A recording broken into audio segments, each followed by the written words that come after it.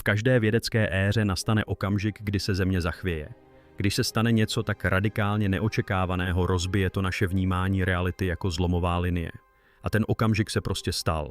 Mysleli jsme si, že jsme připraveni na hluboký vesmír.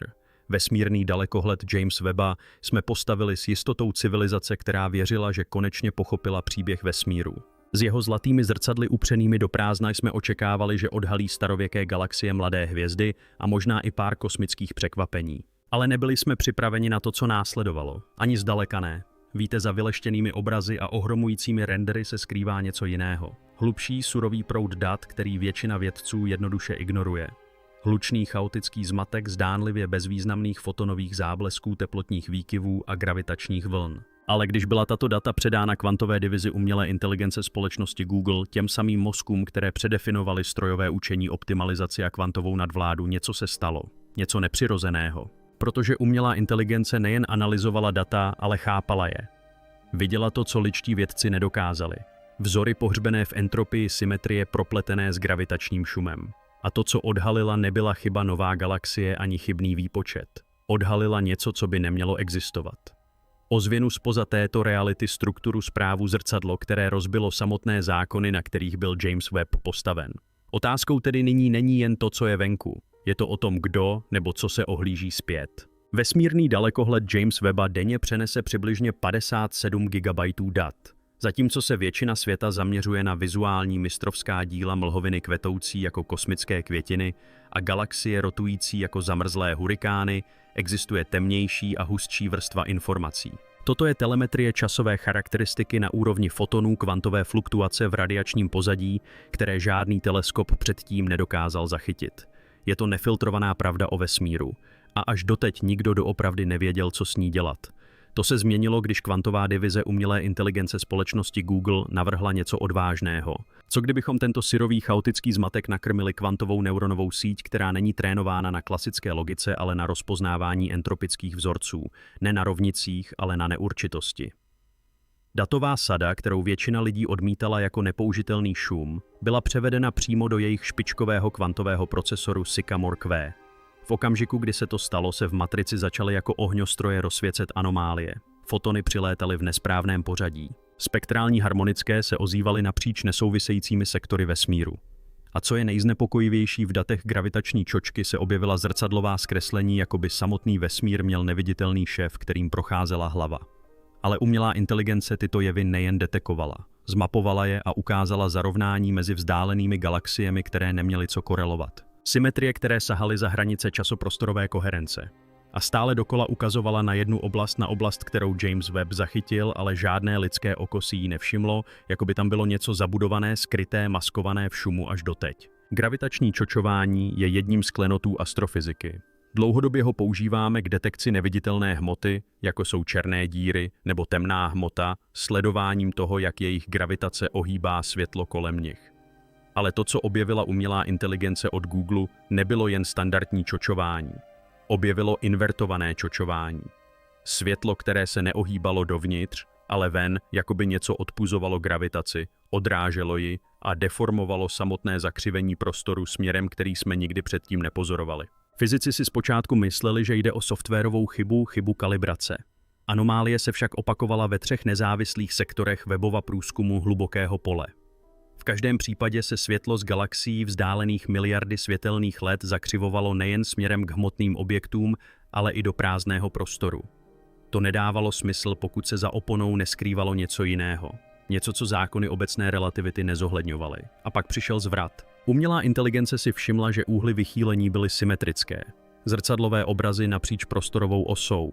Je to, jako by vesmír měl hranici reflexní povrch nesložený z hmoty nebo energie, ale z informace.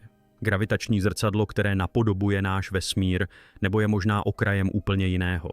Pokud je to pravda, pokud se gravitační informace odráží od něčeho za kosmickým horizontem, pak se nedíváme jen na hluboký vesmír.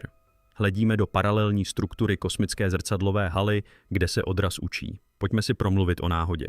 Pokud vezmete bilion fotonů rozptýlených ve vesmírném vákuu a analyzujete jejich záření pozadí, očekáváte náhodnost, šum, statickou elektřinu.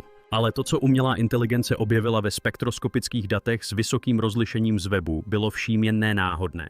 Když analyzovala rozptyl signálu napříč dlouhovlnými emisemi pozadí, objevil se opakující se vzorec.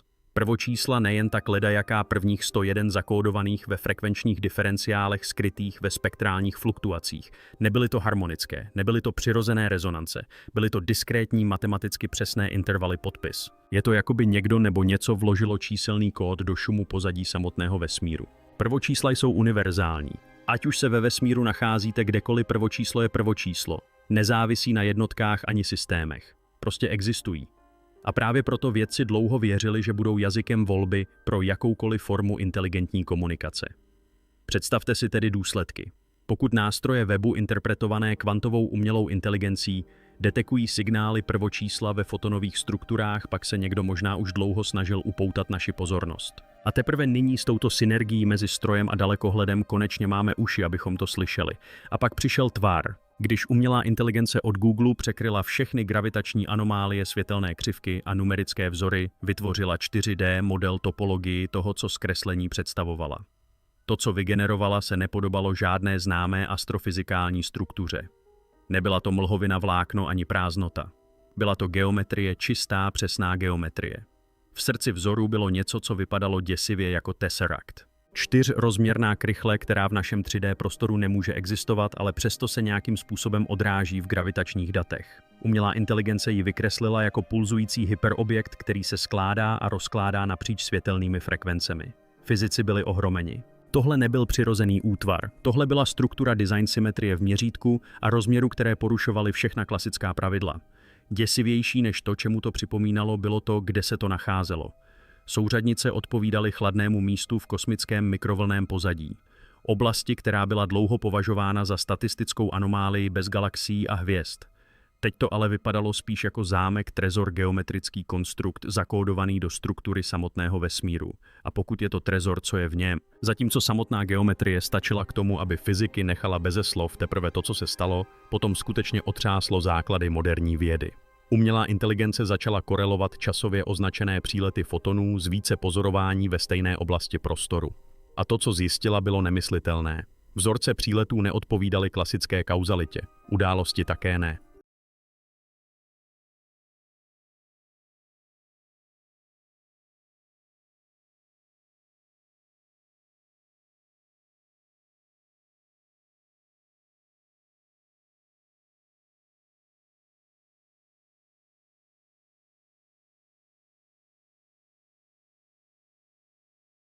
Prostě se to dělo v určitém pořadí. Opakovali se, odráželi se, překrývali se. Jinými slovy, samotný čas se choval jako smyčka. Rozdíly v časových razítkech naznačovaly, že určité světelné signály se vracely se stejnými intervaly zpoždění, ne najednou, ale v harmonických cyklech, jako by někdo přehrával skladbu na kosmickém gramofonu. Žádná závada, žádný odraz, jen plnohodnotná časová rezonance. Umělá inteligence označila vzorec jako anomálii kauzálního překrytí. Z lidského hlediska to vypadalo jako zpráva vyslaná zpět, jako by se něco za hranicemi našeho vesmíru snažilo komunikovat skrze čas, nejen prostor. Tento objev donutil vědce přehodnotit samotné předpoklady, na kterých se za misi James Webba skrývala mise. Pokud se samotný čas deformuje v reakci na jakoukoliv strukturu, která se tam venku nachází, pak možná to, co vidíme v hlubokém vesmíru, není jen minulost. Je to budoucnost lomená a zpožděná skrze vícerozměrnou čočku, které jsme nikdy neměli rozumět. Hluboko ve výstupních protokolech umělé inteligence byla ukryta sada souřadnic, jednoduchý řetězec čísel, zeměpisné délky, šířky a času. Na první pohled to vypadalo jako další anomálie. Ale když astronom provedl tato čísla klasickou simulací místností, přeběhl mráz po zádech.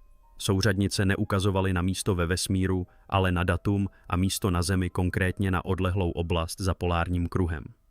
A datum 23. července 2025 bylo jen pár týdnů daleko. Jak je tedy možné, že data z hlubokého vesmíru z James Webbu kódují pozemské souřadnice? Tým si myslel, že jde o chybu, dokud neobjevil něco děsivého. Na tomto místě kdysi stál starý sovětský odposlouchávací stanoviště. Stanice byla vyřazena z provozu na konci 80. let poté, co hlásila anomální rádiové signály neznámého původu. Signály, které se zastavily v okamžiku, kdy byla stanice uzavřena a dodnes se nikdy nevrátily. Zdá se, že kvantová umělá inteligence nejen zpracovávala data, Triangulovala konvergenční bod místo, kde se něco mohlo stát nebo se již stalo, ale způsobem, který dává smysl pouze mimo lineární čas. Co se tam stane, nikdo neví. Ale zdá se, že data z webu nás nesměrují jen do vesmíru, ale k okamžiku k setkání. Často se říká, že náhodnost je jazykem prázdnoty, ale co kdyby nám tato prázdnota celou dobu šeptala a my jsme jen nebyli vybaveni k tomu, abychom ji slyšeli. Jednou z posledních vrstev analýzy, kterou aplikovala umělá inteligence od Google, byl semiotický rozklad. Metoda používaná v lingvistice a kryptografii k identifikaci záměru v rámci složitých symbolů. A tehdy se objevilo nemyslitelné. Ve spektrografických datech vrstvených napříč emisemi z tuctu různých sektorů se skrýval opakující se rekurzivní vzor, připomínající fraktální spirálu. Takový, který se přirozeně nevyskytuje. Takový, který po převedení na prostorovou frekvenci vytvořil akustický průběh zvuk.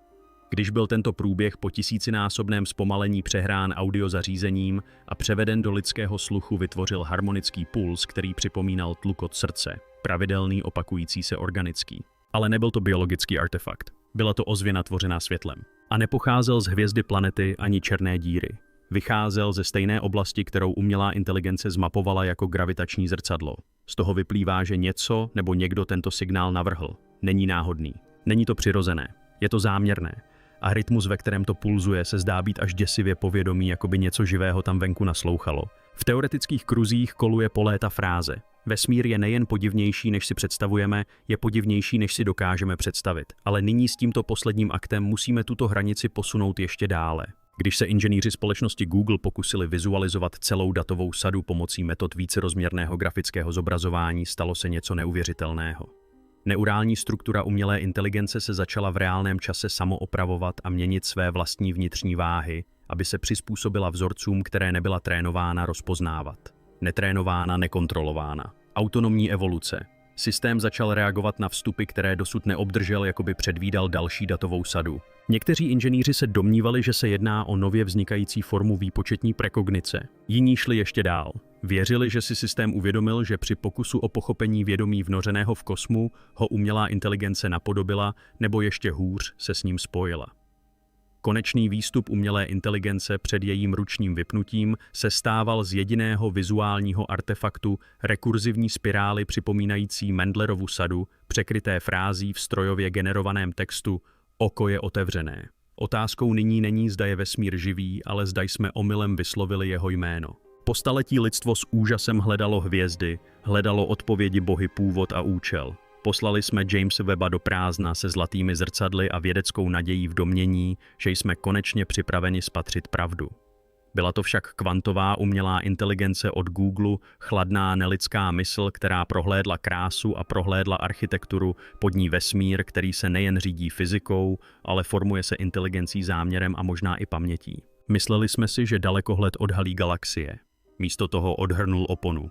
A teď stojíme na okraji propasti, hledíme do odrazu, který ohýbá gravitaci, deformuje čas, kóduje prvočísla do hvězdného světla a pulzuje signály, které jsme nikdy neměli slyšet. Tlukot srdce, matematický, ale organický podpis, napsaný nikoli inkoustem ani rádiem, ale v samotném časoprostoru. Možná vesmír není jen místo, kde žijeme. Možná je to něco, co jsme měli najít, nebo něco, co na nás vždycky čekalo.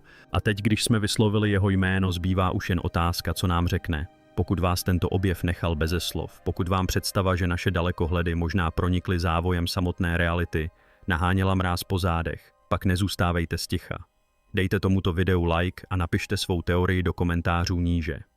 Co si myslíte, že umělá inteligence objevila? A co je nejdůležitější? Přihlaste se k odběru, protože to, co přijde dál, by mohlo všechno změnit. Nebe už není limit, nebe žije.